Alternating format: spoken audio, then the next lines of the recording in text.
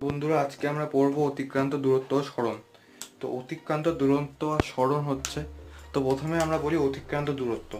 তো অতিক্রান্ত দূরত্ব হচ্ছে কোনো একটি বৃত্ত ভাবো, এটি হচ্ছে বি আর এটা হচ্ছে এ।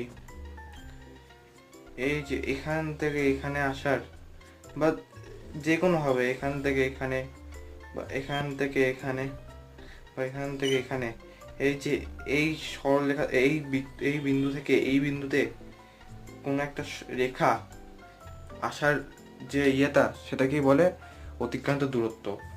অতিক্রান্ত দূরত্ব যে কোনোভাবে হতে পারে, কেন কি এদিকটি স্কেলার রাশি, এটি একটি স্কেলার রাশি, কেন কি এটির দিক আছে।